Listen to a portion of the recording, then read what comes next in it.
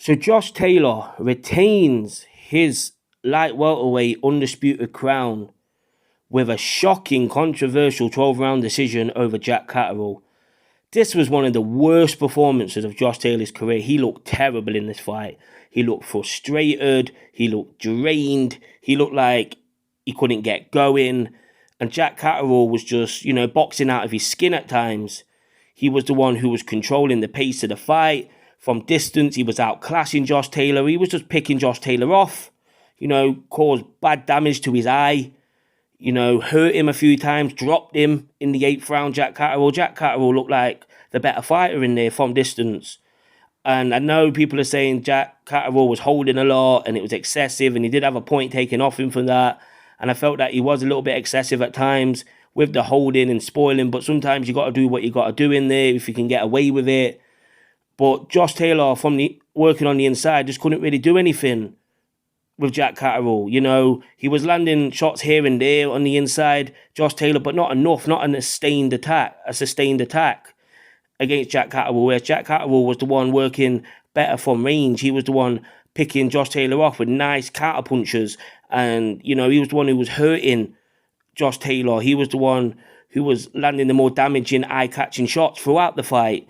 And Josh Taylor, he just didn't look great tonight. I think it's time for him to move up. I think he's got away with one tonight.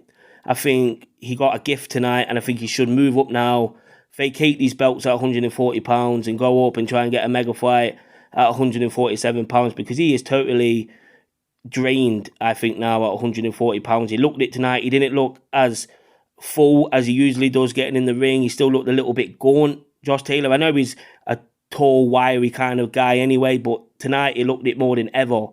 Like, he just looked more gaunt than he usually does. But I'm not taking anything away from Jack Catterall, because Jack Catterall was the better fighter tonight. He deserved that victory. I had him winning by 4 rounds. I felt that he won the fight clearly. And yeah, I know people are going to say about the holding, and yeah, it was a little bit excessive, but it doesn't take away what Jack Catterall did in there in terms of the clean work that he landed.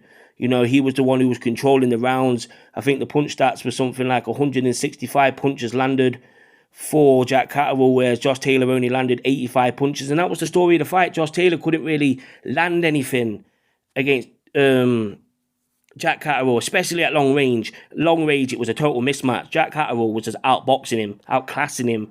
On the inside, yeah, Josh Taylor was having his moments, and that's more of his wheelhouse tonight against Jack Catterall. But from distance, no, Jack Catterall was picking him off all night long. And I think the British Board of Boxing Control need to take a look at this fight, because that scoring was outrageous. 114, 111 to Josh Taylor. Just go and fuck yourself. If you're scoring that fight 114, 111 to Josh Taylor, then you can just go fuck yourself. The 113, 112 to Catterall, giving Jack Catterall the fight by 1 round. You're just smoking heroin. You're just smoking crack cocaine if you're giving that fight to Jack Catterall by 1 round. Like, it's just home cooking, and it's corruption. Josh Taylor, he has a lot of backing behind him, especially by Top Rank. It just stinks. It just stinks. Jack Catterall performed out of his skin tonight. And, I rate Josh Taylor. I've always rated Josh Taylor as a fighter.